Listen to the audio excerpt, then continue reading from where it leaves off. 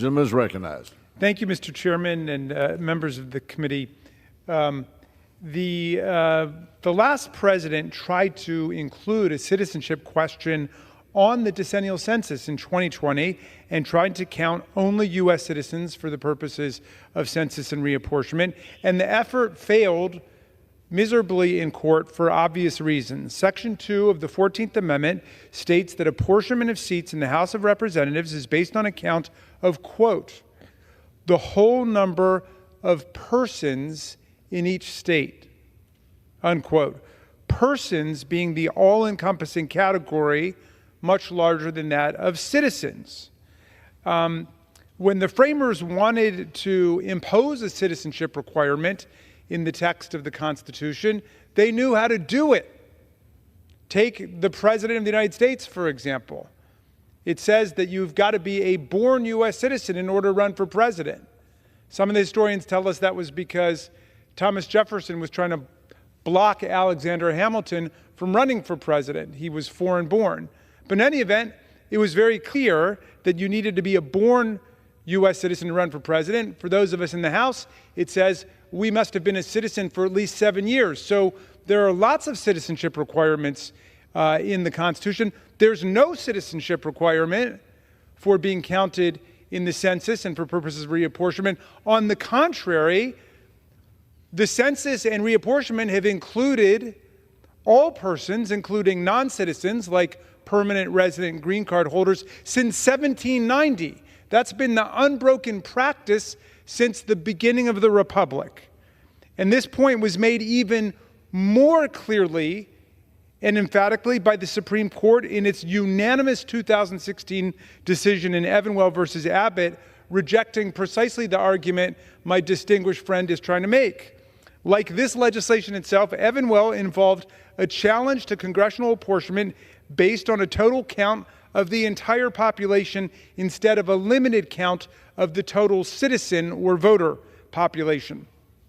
Justice Ginsburg held for a unanimous court that Section 3 of the 14th Amendment, quote, retained total population as the congressional apportionment base. She cited the speech made on this floor on the floor of the Senate by Senator Jacob Howard upon introduction of Section 2 of the 14th Amendment. Quote, the basis of representation is numbers. The committee adopted numbers as the most just and satisfactory basis, and this is the principle upon which the Constitution itself was originally framed, that the basis of representation should depend upon numbers. And such, I think, after all, is the safest and most secure principle upon which the government can rest. Numbers, not voters. Numbers, not property. This is the theory of the Constitution. My colleague needs to remember that when the Republic was founded, the vast majority of people were not citizens who could vote.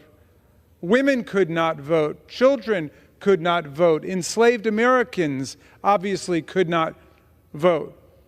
So the census and the apportionment was for everybody who was here. That was the whole basis of the 3/5 compromise, because enslaved Americans were being counted too. What percentage should they count for purposes of reapportionment? Well, Congress arrived at 60%, 3/5. It was the southern states who were saying they should count completely for these purposes because they wanted the enslaved Americans to be enlarging and inflating the congressional delegations from the slave states. For these purposes, the northern states said no, they shouldn't count at all. They should count 0% in the apportionment, but they arrived at 3/5. But in any event, everybody agreed that everybody would be counted. And Justice Ginsburg included lots of decisive legislative authority like this, including the floor statement here in the House of Representative James Blaine, who stated that, quote, no one will deny that population is the true basis of representation. For women, children, and other non-voting classes may have as vital an interest in the legislation of the country as those who actually deposit the ballot. For all of you constitutional textualists out there, the plain reading of the text is clear as day. For all you originalists out there, the original purposes of the passage of the 14th Amendment have been carefully articulated by the Supreme Court on a unanimous basis and never rebutted. For all of you members who like to follow precedent, every apportionment since 1790 has included every single person residing in the United States, not just those lucky enough to have been given the right to vote. As the Evanwell Court noted, the 14th Amendment contemplates that, quote, representatives serve all residents, not just those eligible to vote. The constitutional meaning is indisputable, a point which settles this for those who actually want to follow the Constitution in all cases, not just when it favors our own preferred policy outcome. The House should be getting real work done instead of wasting more time on another mega bill that will never pass the Senate, let alone get signed by the president, much less approved by the courts. The bill is an insult, and it's an affront to the great radical Republicans who wrote the 14th Amendment. Their party was a pro-freedom, pro-union, pro-immigrant, anti-conspiracy theory, anti-know-nothing party that wanted to make sure everybody in the country was counted and made visible. The census is essential to democracy. Just as the framers endorsed Tom Paine's common sense, they endorsed a common census. But this bill would destroy the accuracy of the census, which may have something to do with its actual legislative motivation. In the 2010 census, the undercount of Hispanic citizens was 1.4%. In 2020, that number grew to 5%, with many observers crediting that jump to the Trump administration's simple attempt to add a citizenship question to the census and all of the intense publicity and rumor surrounding it.